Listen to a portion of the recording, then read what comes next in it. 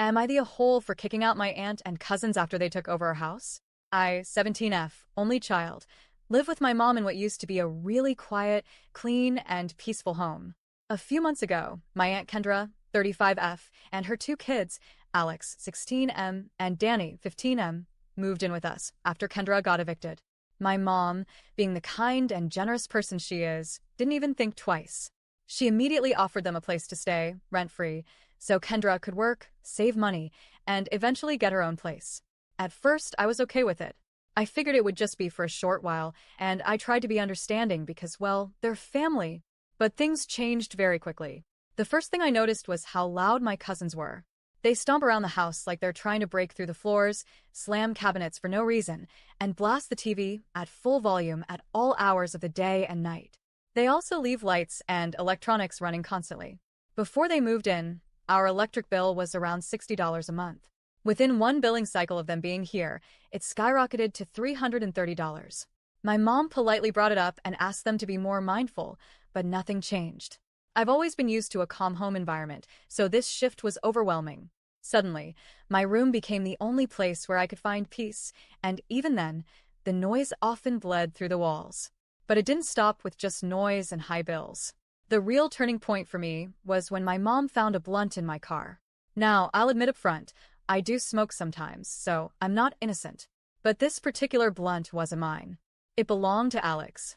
When my mom found it, I didn't rat him out because I didn't want to be a snitch, and I honestly thought I was doing the right thing by protecting him. I just admitted I knew it was there, and left it at that. But later, Alex completely betrayed me. He told Kendra that I had the plug, that I was the one who knew where to get weed, and basically threw me under the bus to save his own skin. He even lied about what it was, trying to downplay it. Because of this, I got into huge trouble with my mom. I lost all my privileges, while Alex and Danny only lost their phones for one day. That's when I really started to resent him. I had his back, but he didn't even hesitate to sell me out when it was convenient. After that, Kendra forced us to make up for the sake of peace, but it was clear Alex only did it because he still needed me for rides to work. Once I realized that, I stopped driving him anywhere. I even ended up quitting my own job where Alex also worked, just so I wouldn't have to be around him anymore. And honestly, that's just one incident.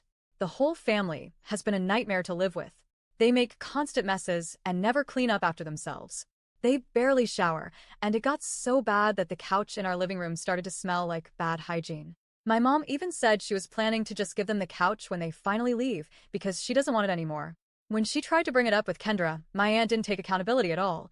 She just blamed the smell on our dog, who is perfectly house-trained and has never had those kinds of accidents. To make things worse, Kendra doesn't seem serious about getting back on her feet.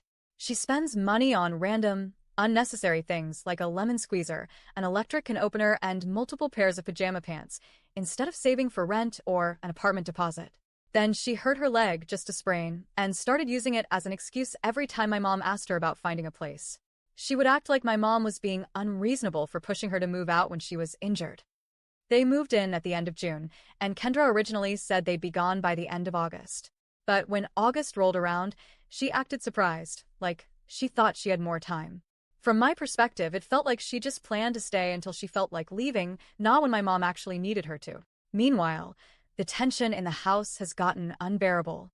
My mom has tried to address the issues multiple times, even sending messages in the family group chat, first politely about the noise, the electricity bill, and the mess. But when nothing changed, she eventually asked for a firm move-out date. They gave one, but with how things are going, I honestly don't believe they'll stick to it. I feel guilty for feeling this way, because at the end of the day, they're family, and I know they're struggling. But I can't ignore how disrespected I feel in my own home.